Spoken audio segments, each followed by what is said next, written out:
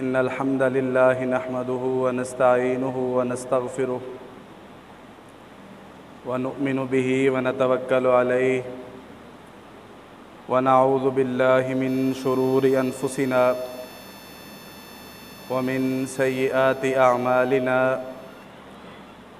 من يهده الله فلا مضل له ومن يضلله فلا هادي له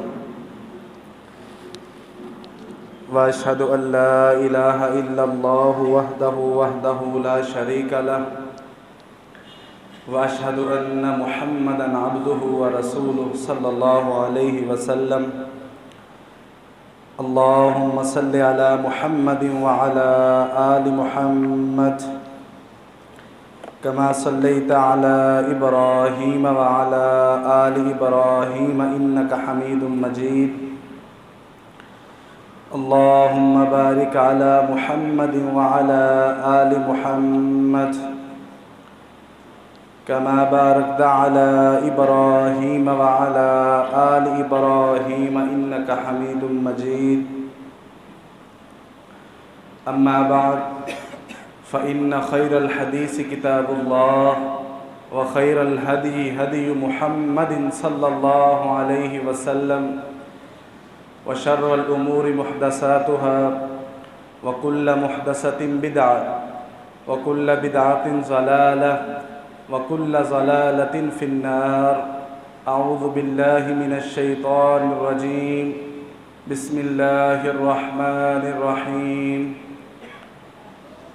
يا أيها الذين آمنوا اتقوا الله حق تقاته ولا تموتن إلا وأنتم مسلمون يا أيها الذين آمنوا اتقوا الله وقولوا قولا سديدا يصلح لكم أعمالكم ويغفر لكم ذنوبكم ومن يطع الله ورسوله فقد فاز فوزا عظيما رب اشرح لي صدري ويسر لي أمري واحلل عقدة من لساني يفقهوا قولي سبحانك لا علم لنا إلا ما علمتنا إنك أنت العليم الحكيم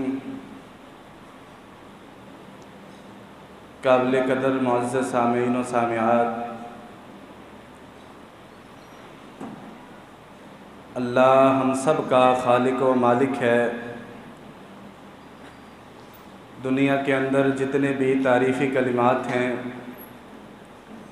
کبریائی اور بڑھائی کے جملے ہیں، ان سب کا حقیقی مستحق اللہ تعالی ہے۔ درود و سلام ہو ہمارے حقیقی پیر و مرشد، محسن و مربی، پیشوا مقتدا، سید الاولین والآخرین جناب محمد رسول اللہ صلی اللہ علیہ وآلہ وسلم کی ذات اقدس پر۔ معزز سامعین، گزشتہ جمعہ سے ہم نے اپنے سلسلے کو دوبارہ سے جاری کیا ہے، جو کہ ہم قرآن مجید کی تفسیر کو بیان کر رہے تھے۔ گزشتہ جمعے میں ہم نے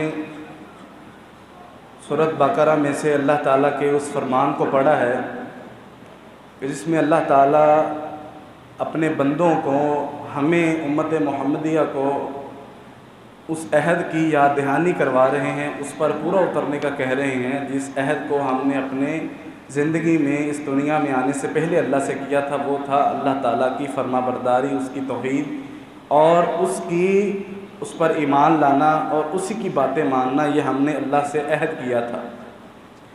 اس کے بعد اللہ تعالیٰ قرآن مجید میں فرماتے ہیں، اعوذ باللہ من الشیطان الرجیم، کیف تکفرون باللہ وکنتم امواتا فاحیاکم ثم یمیتکم ثم یحییکم ثم الیہ ترجعون۔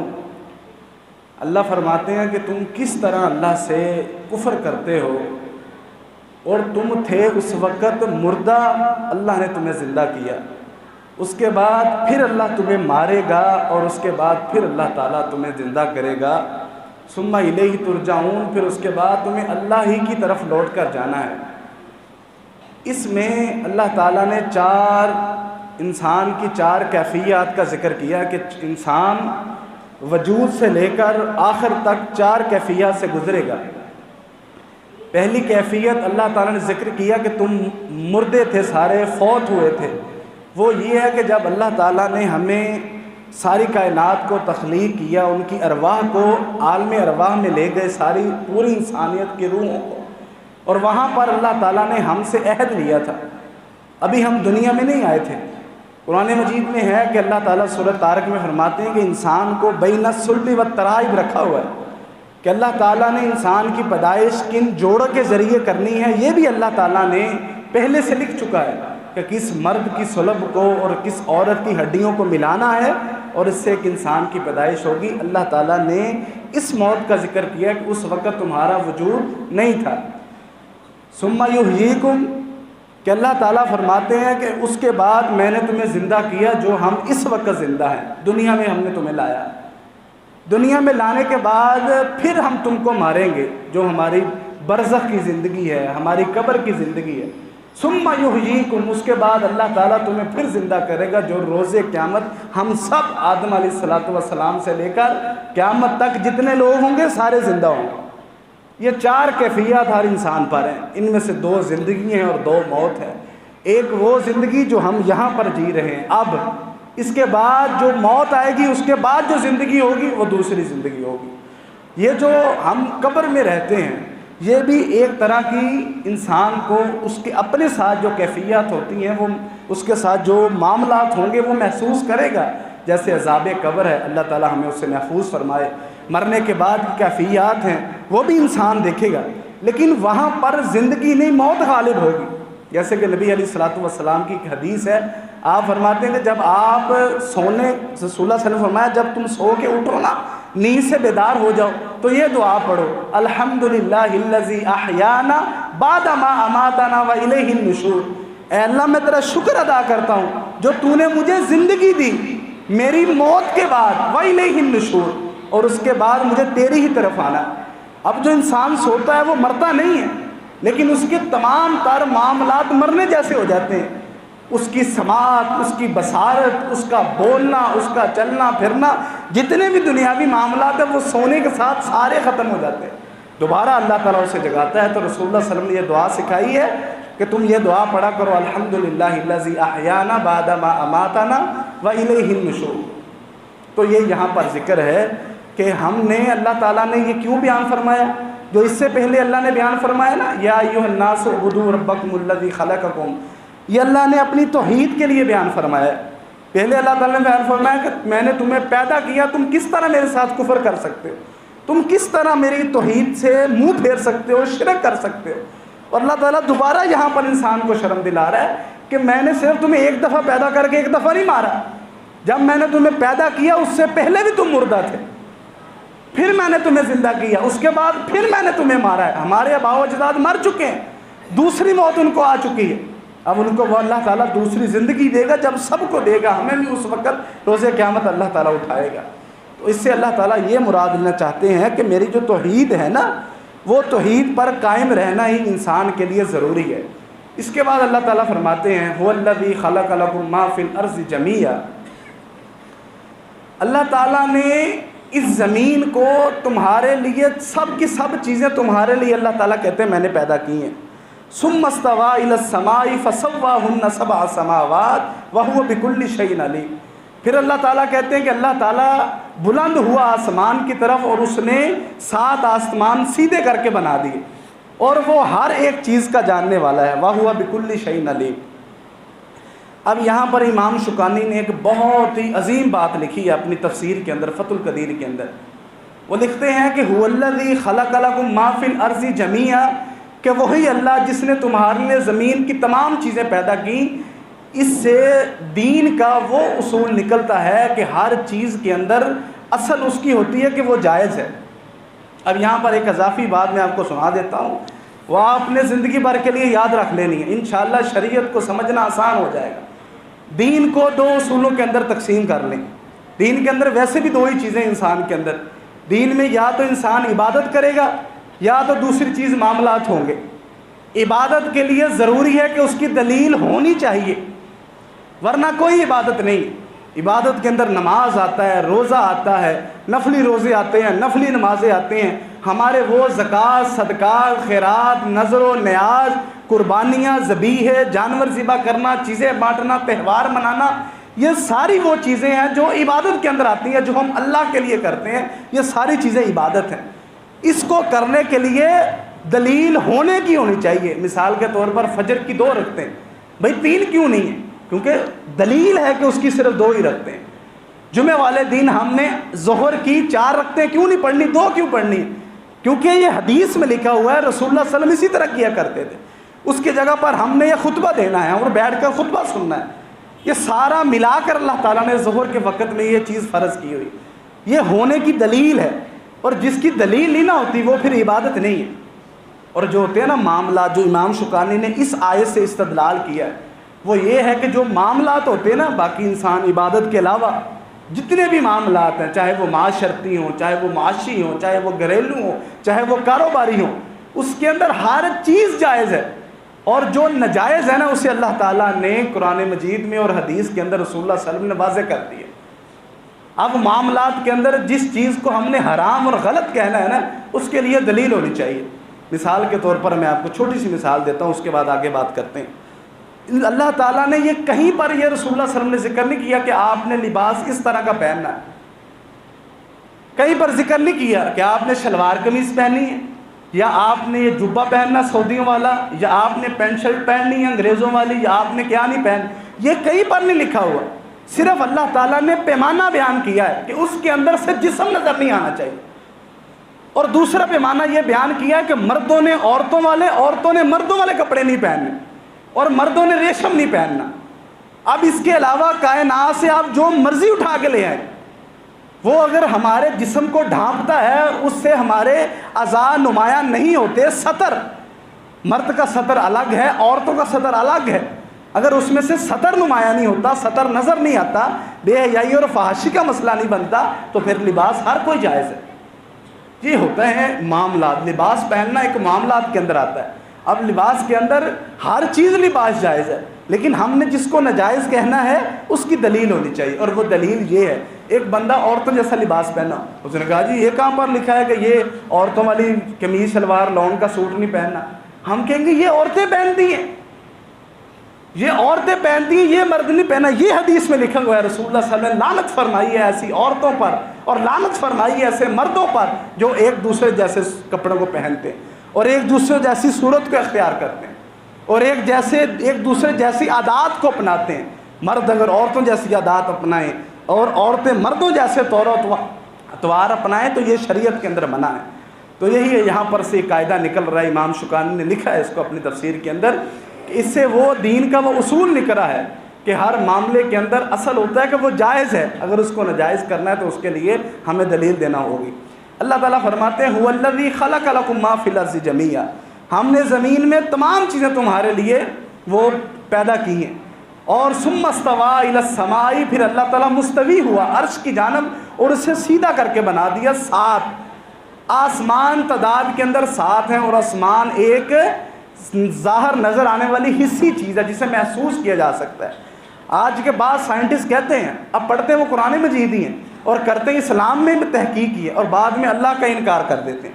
اور جو ہمارے بچے جن کو پڑھتے ہیں نا اسکول کے اندر، کالجز کے اندر، لیبارٹریز کے اندر، یہ سائنسی مضمون جتنے بھی ہیں، وہ جن کی باتیں پڑھتے ہیں وہ یہیں سے سیکھتے ہیں باتیں، اور یہیں سے آسان لکھی ہوئی ہیں۔ اللہ تعالیٰ کہتے ہیں کہ ہم نے آسمان کو 7 تعداد کے اندر بنایا ہے۔ یہ ایسے نہیں قرآن کے اندر آسمان لکھا ہے تو وہ غیبی چیز ہے، آسمان کے اللہ نے تعداد بتائی ہے کہ وہ 7 ہے، اور حدیث کے اندر آتا ہے کہ ایک آسمان سے دوسرے آسمان کا درمیانی فاصلہ 500 سال کی مسافت جتنا ہے۔ 500 سال کیا سفر طے کرنے کے بعد دوسرا آسمان آئے گا، اور اسی طرح 7 آسمان اور اوپر اللہ تعالیٰ کا عرش ہے۔ اور آسمان اللہ تعالیٰ جتنے بھی یہ بیان کرتے ہیں نا کہ اللہ تعالیٰ آسمان کے اوپر، آسمان دنیا پر آئے، یا اللہ تعالیٰ آسمان کی طرف استوا ہوا، یہ اللہ تعالیٰ کی صفات ہیں، یہ اللہ تعالیٰ کو لائق ہے، کما یلیق شانہ، کہ اللہ تعالیٰ کس کیفیت میں اندر ہے۔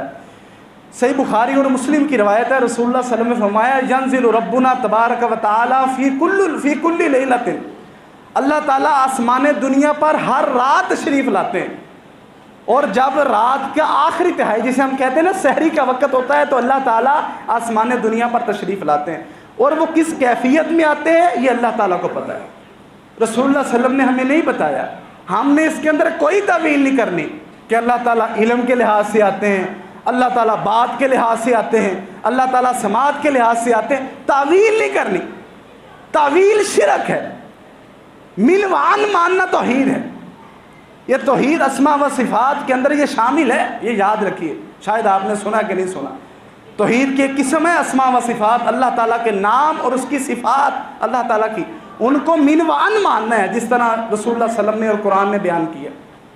تو اللہ تعالیٰ کس کیفیت میں آتے ہیں یہ ہمارا ایمان۔ رسول اللہ صلی اللہ علیہ وسلم نے فرمایا کہ اللہ تعالیٰ آتے ہیں اور آ کر کہتے ہیں کوئی ہے جو مجھ سے مانگے اور میں اس کی عطا کروں، کوئی ہے جو مجھ سے میرے آگے پکار کرے میں اس کی پکار کا جواب دوں، کوئی ہے مجھ سے جہنم سے معافی مانگنے والا میں اسے جہنم سے آزاد کر دوں۔ یہ صحیح بخاری اور مسلم دونوں میں کے اندر روایت موجود ہے۔ اللہ تعالیٰ آتے ہیں، یہ ساری اس پر منوان ایمان رکھنا اس طرح ضروری ہے۔ اور اسی طرح جس طرح آسمان کی تعداد ہے نا، اسی طرح زمین بھی اتنی تعداد کے اندر ہے۔ قرآن مجید کے اندر اللہ تعالیٰ زمین کے بارے میں فرماتا ہے آسمان کا ذکر کر کے وَمِنَ الْأَرْضِ مِثْلَهُنَّ، اور زمینیں بھی اسی کی مثل اتنی تعداد کے اندر ہیں۔ ظاہری بات ہے ان کے اندر بھی 500 سال کی مسافت ہوگی، وَمِنَ الْأَرْضِ مِثْلَهُنَّ، اور زمینیں بھی اسی کی مثل تو یہی ہوتا ہے نا حدیث کے اندر آسمان کا۔ اور ایک صحیح بخاری کی حدیث ہے، اس سے اس بات کی تائید بھی ہوتی ہے، اس بات میں مزید تقویت بھی آتی ہے۔ رسول اللہ صلی اللہ علیہ وسلم نے فرمایا من اخذ شبرا من الارض ظلما فانه يوم القيامه يطوقه يوم القيامه 70 ارضا ارضین سبعا۔ رسول اللہ صلی اللہ علیہ وسلم نے فرمایا کہ جس بندے نے کسی دوسرے کی ایک بلشت زمین، ایک بلشت اتنی ہوتی ہے، اتنی صرف کسی نے ایک بلشت زمین کسی دوسرے کی زمین پر قبضہ کر لیا ناجائز، روز قیامت اللہ تعالیٰ اس کی گردن میں 7 زمینوں کا توق بنا کر بند کر دیں گردن کو، 7 زمینوں کا۔ ابھی یہاں پر ہاتھ رکھ سانس رک جاتا ہے، وہ زمین کتنی بڑی ہے پاکستان، یہ 7,96,096 مربع میل، یہ میٹر اتنا بڑا ہے، مربع میل اتنا بڑا، اور پوری دنیا کا کتنا مربع میل ہوگا، اور اس طرح کی ایک زمین ہے نہیں 7 زمینیں ایک بلشت قبضہ کر لینے سے رسول اللہ صلی اللہ علیہ وسلم فرماتے ہیں روز قیامت اس بندے کی گردن کا توق بنا دیا جائے گا۔ توق ہوتا ہے جس طرح یہ پھنس جاتی ہے اس طرح، لے اب ایک گٹھ چاہیے تھی نا دنیا، یہ 7 زمینیں اللہ تعالیٰ اسی طرح دے دیں گے۔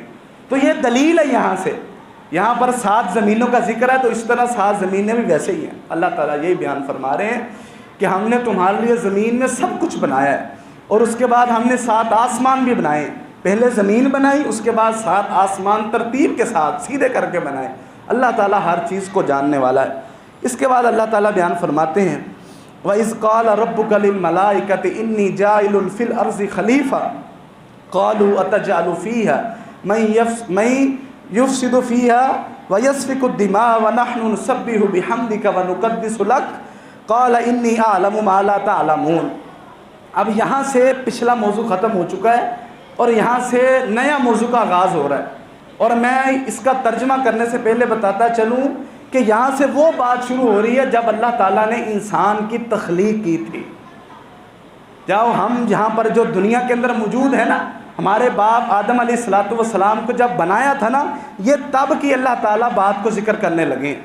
اللہ تعالیٰ فرماتے ہیں وَإِذْ قَالَ رَبُّكَ لِلْمَلَائِكَةِ إِنِّي جَاعِلٌ فِي الْأَرْضِ خَلِيفَةً، جب اللہ تعالیٰ نے فرشتوں کو سامنے اپنے کھڑا کیا نا اور ان سے کہا کہ میں زمین کے اوپر اپنا ایک نائب خلیفہ بنانے لگا ہوں، قالوا، انہوں نے کہا اتجعل فیہا من یفسد فیہا ویسفک الدماء، اللہ تعالیٰ ان سب نے کہا کہ اے اللہ آپ ایسی مخلوق کو بنانے والے ہیں جو زمین کے اندر فساد کرے گی اور خون خرابہ کرے گی، اور وَنَحْنُ نُسَبِّحُ بِحَمْدِكَ وَنُقَدِّسُ لَكَ، اور اللہ ہم تو آپ کی تسبیح بیان کرتے ہیں، آپ کی حمد بیان کرتے ہیں اور آپ کی تقدیس بیان کرتے ہیں۔ قال انی اعلم ما لا تعلمون، اللہ تعالیٰ نے کہا جو تمہیں نہیں نا پتا وہ مجھے پتا ہے، انی اعلم ما لا تعلمون، میں زیادہ جانتا ہوں تمہیں نہیں پتا اس بات کا۔ اب محدثین نے اس کی تفسیر میں بہت کچھ لکھا ہے، بہت کچھ لکھا ہے اس کی تفسیر کے اندر، اور یقین جانیے اللہ تعالیٰ واقعی انسان کو نا یہ قرآن مجید ایک نعمت کی صورت میں ملا ہے. آپ اس کو کھول لیں، اس کی اتنی تفاسیر ہے اور ہر عالم نے اس میں وہ موتی نکال کے آپ کے سامنے پیش کیے. امام ابن کثیر کو اٹھا لیجئے، تفسیر طبری اٹھا لیجئے، اور کمال کے انہوں نے نقطے بیان کیے اس آیت کے، ان کے اس آیت کے تحت. سب سے پہلے یہ ہے کہ یہاں سے پتہ چلتا ہے کہ فرشتے ایک الگ مخلوق ہیں. آج کے بعض ملحدین جو ہے نا اللہ کو نہیں مانتے، یا بعض جو لا دین اور سیکولر طبقے ہیں، اور بعض جو حدیث کو نہیں مانتے، وہ کہتے ہیں جو یہ فرشتے ہوتے ہیں نا، یہ فرشتے ایسے ہی نا، مطلب کہ یہ ایک امیجن چیز ہے، اللہ تعالیٰ جو اپنی قوتوں کو طاقتوں کو استعمال کرتا ہے. تو یہ فرشتے صرف انہیں کہا گیا کہ فرشتے بذات خود کوئی مخلوق نہیں ہے. یہاں پر یہ ذکر سامنے واضح ہوتا ہے کہ فرشتے باقاعدہ طور پر اللہ تعالیٰ کی ایک مخلوق ہیں. اور رسول اللہ صلی اللہ علیہ وسلم نے فرمایا کہ ایمان جو ہے نا وہ 6 چیزوں کا نام ہے. ایمان جو ہے نا، ایمان 6 چیزوں کا نام، جسے ہم کہتے ہیں نا مومن ہو جاؤ، ایمان والے ہو جاؤ. ایمان 6 چیزوں کا نام ہے. ان تؤمن باللہ و ملائکتہ، دوسری چیز اللہ نے یہ فرشتے بیان کیے ہیں. ان تؤمن، یہ کہ تو ایمان لے کے آئے اللہ پر، و ملائکتہ، اس کے فرشتوں پر، و کتبہ و رسلہ والقدر خیرہ و شرہ و یوم القیامۃ. تیسری چیز یہ ہے کہ اللہ کی کتابوں پر اور اللہ کے رسولوں پر. چوتھی چیز، پانچویں چیز اپنی تقدیر پر، چاہے اچھی ہو چاہے بری ہو، جو آپ کو اچھی بری لگے. اللہ نہیں اچھی بری تقدیر بناتے. اور چھٹی چیز یہ ہے کہ یوم آخرت پر ایمان لانا. یعنی کہ فرشتے یہ ایمان کے بنیادی اجزاء میں سے کہ ان پر ایمان لایا جائے. اللہ تعالیٰ کی یہ مخلوق جو اللہ تعالیٰ کی تابع دار مخلوق ہے، یہ اپنی مرضی سے کچھ نہیں کرتے، صرف اللہ تعالیٰ کی عبادت کرتے ہیں، اس کی تحمید و تقدیس کرتے ہیں. اور رسول اللہ صلی اللہ علیہ وسلم نے فرمایا بیت المعمور، جس طرح یہاں پر بیت اللہ ہے نا ہمارا مکہ کے اندر، اسی کی بالکل سیدھ کے اوپر آسمان پر، 7ویں آسمان پر بیت المعمور ہے. فرشتوں کے لیے بیت اللہ بنا ہوا ہے وہاں پر طواف کرنے کے لیے. تو فرشتے وہاں پر طواف کرتے ہیں، اور اتنی تعداد میں فرشتے ہیں کہ رسول اللہ صلی اللہ علیہ وسلم نے فرمایا 70,000 فرشتے ایک مرتبہ طواف کرتے ہیں. اور جس نے ایک مرتبہ بیت المعمور کا طواف کر لیا جس فرشتے نے، تا قیامت دوبارہ اس کی باری نہیں آئے گی. جب سے دنیا شروع ہوئی ہے تب سے وہ طواف کر رہے ہیں، اور آج تلک اور آج سے قیامت تک جتنی بار عرصہ گزرے گا ایک مرتبہ وہ تا قیامت ایک مرتبہ ایک ہی فرشتہ طواف کر سکے گا. اتنی تعداد میں فرشتے اللہ تعالیٰ نے اپنی تمہید، اپنی تقدیس، اپنی حمد و ثنا کے لیے اس مخلوق کو اللہ نے بنایا ہوا ہے. اب اللہ تعالیٰ نے جو جہاں پر ذکر کیا نا خلیفہ، وَإِذْ قَالَ رَبُّكَ لِلْمَلَائِكَةِ إِنِّي جَاعِلٌ فِي الْأَرْضِ خلیفہ، کہ فرشتوں کو کہا کہ میں اپنا نائب بنانے لگا ہوں. اور فرشتوں نے کہا جی وہ خون ریزی کریں گے اور زمین کے اندر فساد پیدا کریں گے، آپ ان کو بنانے جا رہے ہو. سب سے پہلے خلیفہ یہ سمجھیں. عام طور پر یہاں پر دنیا کے اندر جو خلیفہ مانا جاتا ہے نا، وہ ہوتا ہے کہ ایک انسان چلا گیا دنیا سے، یا وہ فوت ہو گیا، اور فوت ہونے کے بعد اس کے سارے معاملات، اس کے سارے اختیارات، اس کی ساری ذمہ داریاں اس کے کسی نائب کو سونپ دی جائیں. جیسے رسول اللہ صلی اللہ علیہ وسلم دنیا سے گئے اور آپ کے خلیفہ سیدنا ابوبکر صدیق رضی اللہ عنہ بنے، آپ کے خلیفہ تھے. مثال یہ نہیں کہ وہ بھی نبی تھے، صرف آپ کی وہ دین کی تعلیم، آپ کی دین کی تبلیغ، دین کی اشاعت، دین کے لیے لڑنا مرنا جنگیں، یہ سارا وہ آپ نے ان کو سونپ دی گئی. وہ خلیفۃ الرسول کہا جاتا تھا انہیں. جب انہوں نے خلیفہ بنے، لوگوں نے ان کی بیعت کی، تو انہیں سارے خلیفۃ الرسول ہی کہا جاتا تھا کہ یہ رسول اللہ صلی اللہ علیہ وسلم کا خلیفہ ہے. لیکن یہاں پر جو خلیفہ اللہ تعالیٰ نے کہا ہے نا، وہ خلیفہ یہ ہے کہ اللہ تعالیٰ موجود ہے نا، اللہ کو موت آئے گی. لا تأخذہ سنۃ ولا ولا نوم. اللہ تعالیٰ کہتے ہیں حی قیوم ہے اللہ، اس کو موت تو دور کی بات ہے، اللہ کو تو اونگ نہیں آ سکتی، نیند بھی دور کی بات ہے. یہ اللہ تعالیٰ نے دوسری جگہ پر بھیجنے کے لیے زمین پر اللہ تعالیٰ نے انسان کو، ساری انسانیت کو نائب بنایا. قرآن مجید میں اس کی دلیل ہے دوسرے مقام پر. وہ یہ ہے کہ اللہ تعالیٰ فرماتے ہیں انا عرضنا الامانۃ علی السماوات والارض والجبال فابین ان یحملنها واشفقن منها وحملها الانسان انه کان ظلوما جہولا. اللہ تعالیٰ کہتے ہیں کہ ہم نے یہ جو عرضنا الامانۃ، ہم نے امانت پیش کی زمین و آسمان پر، اور تمام مفسرین کا اس بات پر اتفاق ہے کہ امانت سے مراد قرآن و حدیث اور زمین کے اندر نظام خلافت ہے. اللہ تعالیٰ کے نظام کو دنیا کے اندر رائج کرنا، اس سے مراد امانت ہے. اللہ کہتے ہیں کہ ہم نے امانت پیش کی زمین و آسمان پر، انہوں نے لینے سے انکار کر دیا. پہاڑوں پر پیش کی انہوں نے لینے، اتنی بڑی بڑی مخلوقات، اتنے بڑے جسوں والی مخلوقات انہوں نے لینے سے انکار کر دیے، اور پھر انسان نے اس کو لے لیا۔ اللہ تعالیٰ نے بعد میں کہا کہ انسان ظالم اور جاہل ہے۔ یہ کیوں کہا ہے؟ کیونکہ یہ خطاب تو اللہ تعالیٰ امت محمدیہ کو کر رہا ہے۔ اس سے پہلے کتنی امتیں آئیں، ساری امتوں نے تعالیٰ کے نظام کو دنیا کے اندر رائج کیا۔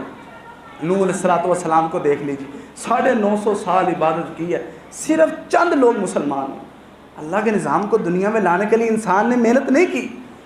حالانکہ مفسرین لکھتے ہیں عالم ارواح کے اندر ہم نے یہ قبول کیا تھا، اے اللہ ہم دنیا کے اندر تیرے نظام کو، تیرے یہ قرآن و حدیث کو، باتوں کو ہم دنیا کے اندر عام کریں گے، اس کو رائج کریں گے۔ دنیا کے اندر آ کے کوئی نمرود بنا تو کوئی فرعون بنا، کوئی اپنے ہی نبیوں کو قتل کرنے والا بنا، کوئی کس طرح کے معاملات کرنے والا بنا۔ یہ سارا اللہ تعالیٰ وہی بیان کر رہے ہیں کہ اس سے مراد، خلیفہ سے مراد یہ ہے کہ زمین کے اندر خلافت کا نظام رائج کیا جائے۔ آج ہمارے ملک کے اندر یہ جو ریپ کا سسٹم شروع ہوا ہے اور عروج پر یہ بدماشی جا رہی ہے، وہ کہیں سے کوئی چھوٹی بچی کو پکڑتا ہے، کہیں سے کوئی بڑی بچی کو پکڑ لیتا ہے، عورت کو، اس کا اجتماعی زیادتی، کوئی ایک درندہ، کوئی دو درندے، یہ ختم کیوں نہیں ہو رہا؟ ابھی سوچا ہے امام ابن داؤد کی، آپ سنن نبی داؤد اٹھا کے دیکھ لیجیے، وہاں پر انہوں نے لکھا ہوا ہے، کچھ علاقوں کا ذکر لکھا ہوا ہے کہ اس علاقوں میں سبزی اور پھل اتنی تعداد میں ہوتے تھے، وہ اپنے علاقوں کا تذکرہ کرتے ہیں اور اس کی وجہ لکھتے ہیں کہ اس کے اندر اللہ تعالیٰ کی حدود کو قائم کیا جاتا تھا، اس لیے اس میں برکات ہوتی تھی۔ اللہ تعالیٰ کی حدود کو قائم کرنے سے زمین کے اوپر برکتیں آتی ہیں۔ اللہ نے خلیفہ اس لیے ہمیں کہا، تمام انسان، آدم علیہ السلام کے بارے میں فرشتے کہیں گے یہ زمین کے اندر فساد کریں گے، خون خرابہ کریں گے۔ اللہ ہم تو عبادت اگر کروانی ہے تو ہم ہیں، ان کو کیوں پیدا کر رہے ہو؟ کیوں پیدا کیا؟ آج نہیں تھا نہ ان کو حسد کے مارے، ان کو کیا، ان کے اندر وہ سسٹم انسٹال نہیں ہوا تھا کہ وہ حسد کرتے یا وہ اعتراض کرتے، وہ تو صرف فرما برداری والا سسٹم تھا ان کے اندر۔ وہ صرف انہوں نے حکمت جاننی چاہیے اللہ تعالیٰ کیوں پیدا کر رہے ہو۔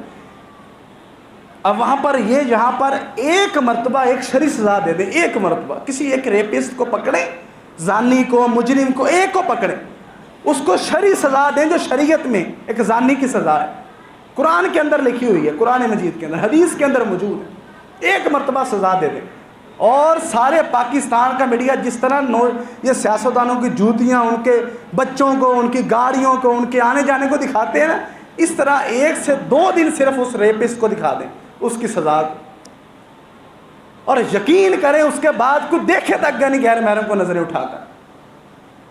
نظام ہی رائج نہیں ہے۔ یہاں پر وہ کہہ دے جی سرے عام پھانسی دے دے اس کو، وہ زینب جو قصور والی بچی کو انہوں نے مارا تھا، اس کو اگر پکڑا، وہ اتنا کیس ہائی لائٹ ہوا، انہوں نے پھر سزا دے ہی دی، وہ سارا پاکستان چیخ اٹھا یار اس کو سرے عام پھانسی دو، نہیں دینی سرے عام۔ لبرل اتنے ہیوی ہیں ہمارے، حالانکہ پاکستان مسلمانوں کا ملک، ہمارے منسٹر ایسے خبیث الفطرت لوگ ہیں، وہ بول پڑتے ہیں اسلام کی سزاؤں کے اوپر، کہتے ہیں جی یہ انسانیت کے خلاف ہے، تمہارا منہ انسانیت کے برابر ہے۔ رسول اللہ صلی اللہ علیہ وسلم یہ کیوں یہاں پر پھر کیوں نہیں ختم ہو رہا؟ وہ موٹر وے پر کیس ہوا، اس کے بعد روز ایک نئی خبر آتی ہے، روز اتنا ہائی لائٹ کیس ہونے کے بعد یہ کیوں نہیں ختم ہوتے؟ ہمارے پاس وہ پالیسی نہیں ہے ان کو ختم کرنے کے لیے۔ سیدنا عمر بن خطاب رضی اللہ عنہ کا جملہ ہے نا، اگر فرات کے کنارے، میں نے آپ کو ایک دن بتایا تھا کہ فرات کا جو دریا تھا نا، وہ سیدنا عمر کی خلافت کی بالکل حد تھی، وہ مصر کے پار وہ جو دریا تھا نا، وہ بالکل ان کی ڈیڈ لائن تھی وہ والی، اس کے پار پھر ہماری مسلمانوں کی سلطنت اس وقت نہیں بنی تھی۔ وہ بالکل اینڈ والی جگہ کی مثال دیتے تھے کہ فرات کے دریا کے کنارے اگر ایک کتا جانور ہی پیاسا مر گیا تو عمر قیامت والے دن رب کو کیا جواب دے؟ اور عمر بن خطاب رضی اللہ عنہ کہا کرتے تھے کہ مصر سے ایک عورت زیور سے لدی ہوئی اپنی اونٹنی پر اکیلی سوار اور مدینہ آئے، رستے کے اندر اگر اسے کوئی دیکھ بھی جائے نا تو عمر بن خطاب کے عدل کس نے کہنا کہ عمر بن خطاب کا دور ہے۔ اور وہاں پر تاریخ کے اندر روایت ملتی ہے کہ جب ایک عورت کو آ کر ایک مرد نے اندھیرے میں پکڑ لیا، اس نے کہا یا تو تم عمر ہو جس نے مجھے آ کر پکڑ لیا ہے مدینے کے بعد، یا پھر عمر مر گیا ہے۔ دو ہی صورتیں ہیں، عمر اگر زندہ ہوتا تو مجھے پکڑ نہ سکتا، یا تو نے پکڑ لیا تم خود عمر ہو۔ اس نے ہاتھ چھوڑی، وہ اتنا خوف زدہ ہو گیا وہ بھاگ گیا۔ نام سن کر ہی بھاگ گئے. شیطان بھی بھاگ جاتا ہے, یہ چیلوں کی کیا اوقات ہے. یہ نظام ہوتا ہے, اس طرح رائج ہوتا ہے. ہمارا تو صرف 7 لاکھ ہے نا, 22 لاکھ مربع میل پر اسلام کا جھنڈا لہرایا تھا کفار کی پیٹھ کے اندر. یہ کیسر و کسرا سپر پاور نے نظام رائج نہیں کیا تھا. ٹکڑے کھاتے ہیں یورپ کے, بات کرتے ہیں اسلامی اصلاحوں پر. کبھی پارلیمنٹ پر کھڑے ہو کر کہتے ہیں کہ بھئی ہم سارے ملک کو ٹونڈا کروا لیں, پھر چیختے کیوں ہو کہ بچیوں کے یہ عصمت رسی ہوتی ہے, بچیوں کا ریپ ہوتا ہے. یہ بات لکھ لو, آن دا ریکارڈ کہہ رہا ہوں, یہ سارے آپ جتنے بھی یہاں پر زندہ لوگ بیٹھے ہیں یہ بات لکھ لیں. جب تک نظام مصطفیٰ رائج نہیں ہوگا نا یہاں پر, اس وقت تک بچیوں کی عصمت زری رکے گی نہیں. کل ایک خبر آئی ہے کراچی کے اندر, کل, بالکل کل کی. یہ اللہ کا نظام معمولی نظام ہے. چاہیے تاریخ اسلام اٹھا کے دیکھیے اللہ تعالیٰ نے ان جگہوں پر کیسی کیسی برکات کا نزول کیا ہے, جن جگہوں پر اللہ تعالیٰ کی حدود کا نفاذ ہوا ہے. اور یہی اللہ تعالیٰ نے یہاں پر خلیفہ اس لیے کہا ہے کہ یہاں پر اللہ کا نظام رائج کرنا ہے. جو فرشتوں نے کہا جی اے اللہ آپ ایسی مخلوق کو بنانا چاہتے ہیں کوئی زمین میں فساد کرے گی, خون ریزی کرے گی. یہ امام ابن کثیر نے لکھا ہے کہ یہ انہوں نے اس لیے کہا تھا کیونکہ اللہ تعالیٰ نے یہاں پر پہلے جنوں کو عباد کیا ہوا تھا. جن یہ ساری حرکتیں کرتے تھے زمین کے اوپر. جب اللہ تعالیٰ نے انسان کو بنایا تو جنوں کو اللہ تعالیٰ نے فرشتوں کو دیا, ان کو سمندروں کی طرف دھکیل دیا جائے اور زمین کو خالی کروا لیا گیا. بظاہر جو وہاں پر جن شاید اس طرح ان کی شکل ہوگی, نظر آتے ہوں گے, تو انہوں نے اللہ تعالیٰ نے ان کو بھگا دیا زمین سے, پھر انسان کو لے کے آئے. ان جنوں کی, جنات کی ان حرکتوں کو دیکھ کر فرشتوں نے یہ سوال اٹھایا تھا, اللہ یہ مخلوق آپ اس لیے, وہ پہلے بھی آپ نے بنائی تھی وہ اس طرح کرتی تھی, یہ بھی اس طرح کریں گے. قال ان, پھر اللہ تعالیٰ فرماتے ہیں کہ قال انی اعلم ما لا تعلمون. اس سے پہلے جو فرمایا نا فرشتوں نے نحن نسبح بحمدک ونقدس لک, اے اللہ ہم تیری تسبیح کرتے ہیں, تیری تمہید کرتے ہیں, ہمیں ہے نا. قال انی اعلم ما لا تعلمون. اللہ تعالیٰ نے کہا کہ فرشتوں جو میں جانتا ہوں وہ تم نہیں جانتے. اللہ تعالیٰ کیا جانتے تھے؟ اللہ تعالیٰ جانتے تھے یہ کہ میں ان میں اپنے انبیاء کو پیدا کروں گا. تم نہیں جانتے. ان میں صدیق و شہداء آئیں گے, ان میں صحابہ اکرام ہوں گے جو کفار کے سامنے اپنی پیشانیاں سجدوں کی ان کے سامنے وہاں پر رکھیں گے. ان کے اندر بلال, زید, خبیب اور جیسے عبد الرحمن بن عوف, مصعب بن عمیر, علی المرتضیٰ, عثمان غنی, یہ ابو عبیدہ بن جراح, عبد الرحمن بن عوف, ان جیسے بڑے بڑے جلیل قدر لوگ آئیں گے. اور اللہ تعالیٰ انہی فرشتوں کو, امام ابن کثیر لکھتے ہیں, اور امام ابن کثیر نے اس حدیث, یہ جو آیت ہے نا, اس تفسیر کے اندر ایک حدیث نقل کی اور کمال کی حدیث. وہ لکھتے ہیں اس آیت کی تفسیر کے اندر, صحیح مسلم کی حدیث ہے کہ اللہ تعالیٰ نا فرشتوں کو بھیجتا ہے کہ جاؤ بندوں کے, روز ڈیوٹی چینج ہوتی ہے, روز ڈیوٹی چینج ہوتی ہے, دن میں 2 وقت. ایک فرشتے آتے ہیں فجر کی نماز کے وقت, ان نے جب جانا ہوتا ہے تو دوسرے فرشتے ان کی ڈیوٹی چینج کروانے کے لیے آتے ہیں عصر کی نماز کے وقت. اور جب وہ واپس جاتے ہیں نا تو رسول اللہ صلی اللہ علیہ وسلم بیان فرماتے ہیں کہ فَيَسْأَلُهُمْ وَهُوَ أَعْلَمُ.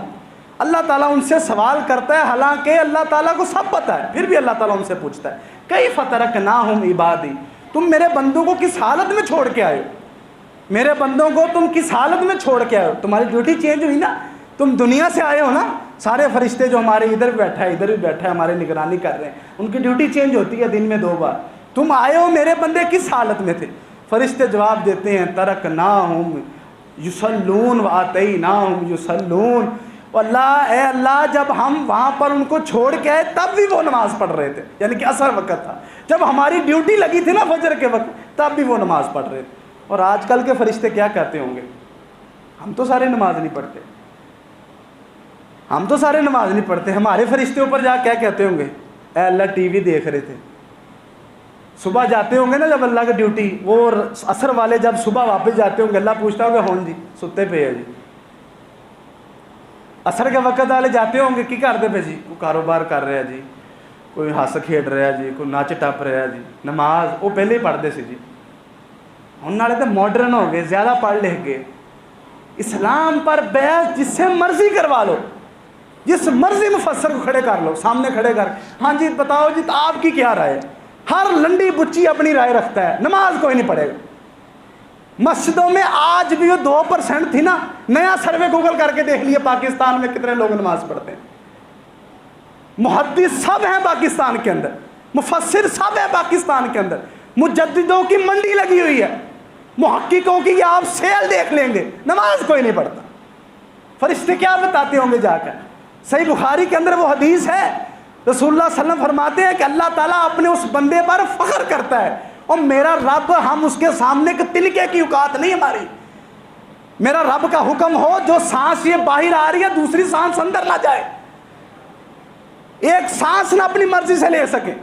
وہ جس نے دنیا کے اندر جنت بنائی، ایک قدم رکھا دوسرا رکھنے کی توفیق نہیں ہوئی۔